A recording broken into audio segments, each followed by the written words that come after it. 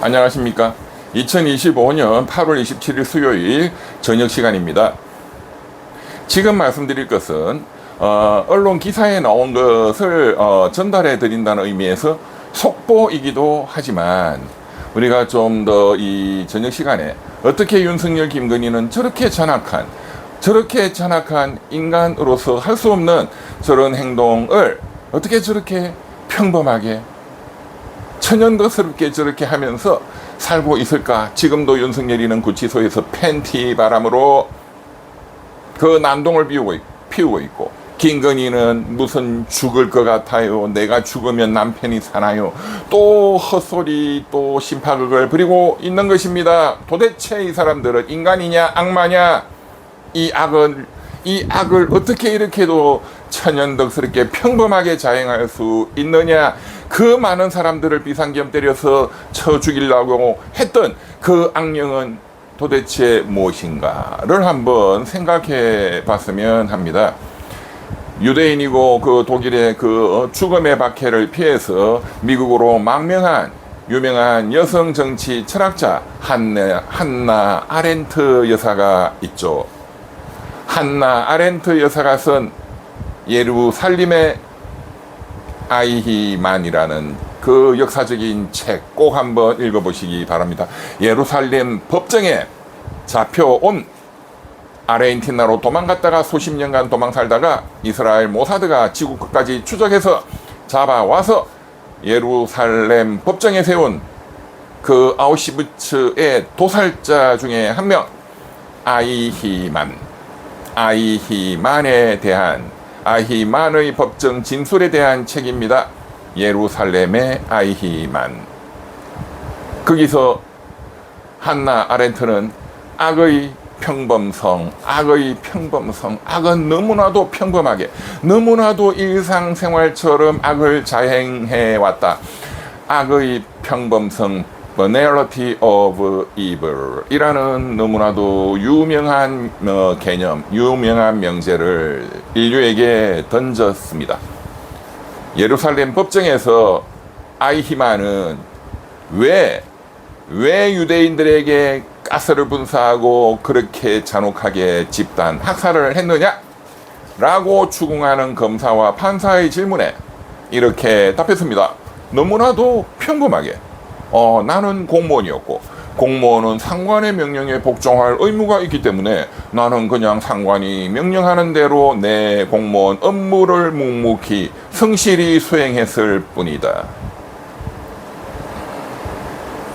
우리나라도 같은 경험을 갖고 있습니다. 저도 1984학번이고 학생 운동을 했기 때문에 그 무시무시한 남영동 대공분실에서 물고문을 받다가 산화한 박종철 군이 저하고 같은 서울대학교 84학번 학생운동 동지였고, 특히나 박종철 열사는 같은 부산 고향 친구기 때문에 너무너무 지금 생각해도 가슴이 아픕니다. 그리고 김건태, 저보다는 한참 서울대 경제학과 또 선배이시기도 한 작고하셨죠. 김건태 의원님, 민주당 의원을 세 차례인가 하시고, 그 부인이 또 그 혁명 동지였던 인재건 여사가 또 국회의원도 하셨죠. 그 김건태 의원도 그 남영동 대공분실에 불려가서 고문이라는 고문, 정말로 말을 할 수가 없는 물고문뿐만 아니라 칠성판 등등 그 엄청난 고문을 견뎌냈지만 결국은 그 고문 후유증 때문에 일찍 또 돌아가시게 되었습니다.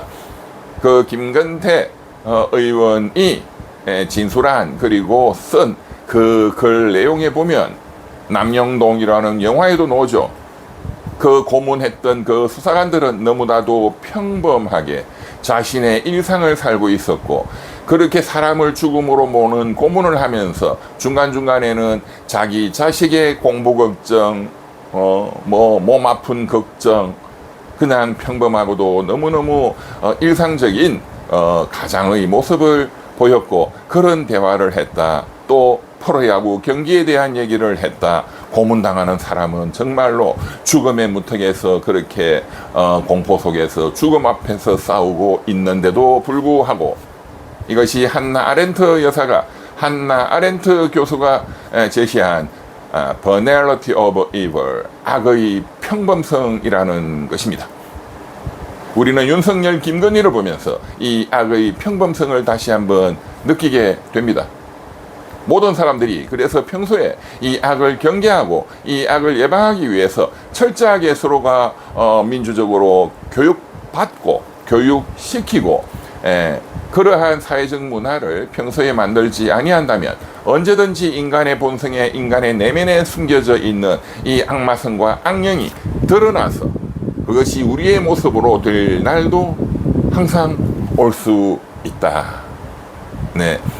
모두의 무관심이 이러한 악의 평범성을 낳는 것이다. 깨어있는 민주시민만이 이런 악의 평범성이라는 이 우리 인간 속에 내재한 본능적인 악령을 잠재울 수 있다. 윤석열이니까 팬티 바람으로 그렇게 난동을 부리면서 서울구치소에서 나오지 않겠다.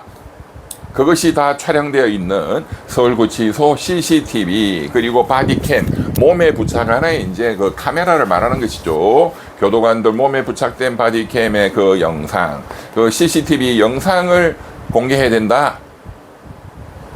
그래서 민주당 특별위원회 위원장, 전현희 위원장을 위시한 위원들이 서울구치소장, 그 나쁜 놈 김현수 다른 데로 갔죠. 안양교도소로. 그놈은 감옥소에 쳐넣어야 됩니다.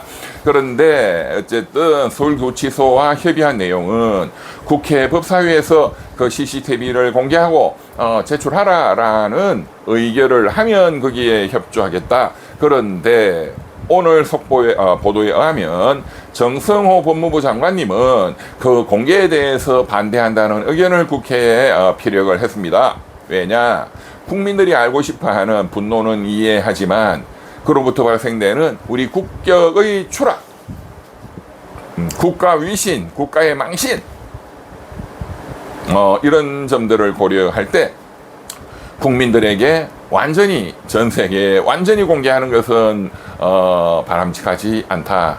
비공개하겠다. 다만 국회의원들이, 법사위 의원들이 그 의결을 하면 그 의원들에 한해서 그 영상 내용을 열람할 수 있도록 제출하지는 않고 열람할 수 있도록 하는 것이 바람직하다. 이렇게 말씀을 하셨고, 일단 민주당 의원들은 월요일 9월 1일 월요일 날 서울구치소 현장 검증을 가서 그 CCTV를 직접 열람, 의원들이 본다. 보고 나서 국민들께도 공개해야 되는지 여부를 결정하겠다라고 이제 언론 보도가 난 것입니다. 우리 민주 시민 여러분, 해외에 계시는 우리 애국 동포 여러분, 어떻게 생각하십니까? 윤석열이가 그 팬티를 입고 법 집행에 거부하고 하는 그 난동 부리는 모습 중 전부를 다 공개할 수는 없겠죠. 그러나 그러한 모습 중 일부를 전 국민들한테 공개하는 것이 과연 국격의 위신이고 그래서는 안 된다고 생각하십니까? 정성호 법무부 장관의 의견에 동의하십니까? 아니면 역사를 바로 세우고 법을 바로 집행하고 이 내란 수계를 법 앞에 순종할 수 있도록 이 수계의 난동을 국민들의 알 권리 대상이기 때문에 전 국민들이 또 전 세계 인류에게 경종을 울리는 차원에서 이것을 공개하는 것이 맞다고 생각하십니까? 저는 공개하는 것이 맞다고 생각합니다.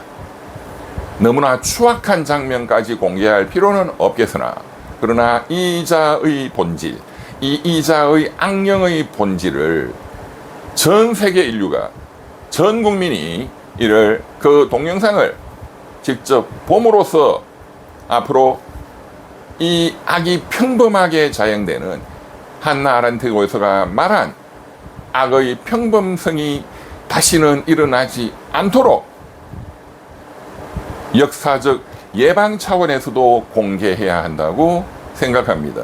우리 국격이 떨어질 만한 그러한 장면은 적절하게 비공개하면 될 것입니다. 저는 이것이 개인정보보호법 위반이냐 아니냐, 공공기관의 정보 보호에 관한 법률 위반이냐 아니냐라는 이런 지역 말단적이고 지극히 미시적인 법률적 판단, 법률적 평가, 그것보다도 5,200만 배 더 중요한 것은 5,200만 국민들의 마음속에 5,200만의 역사 속에 윤석열이의 그 난동과 그 악행이 카메라로 사진으로 역사의 기록으로 반드시 남아야 한다고 생각합니다. 그리고 이자는 반드시 체포영장을 다시 발부받아서 김건희 특검이든 최상병 특검이든 내란 특검이든 이자에게 죄수복을 입히고 수갑을 채우고 법정에 나오는 모습을 반드시 카메라와 사진으로 역사의 기록으로 남겨야 한다고 생각하는 것입니다. 5.18 광주를 학살했던 전두환 노태우와 그 신군부 1212 가담 사령관들 역시도 죄수복을 입은 채 수갑 찬 모습으로 법정에 나왔고 그 모든 내용이 다 전 세계에 알려졌습니다.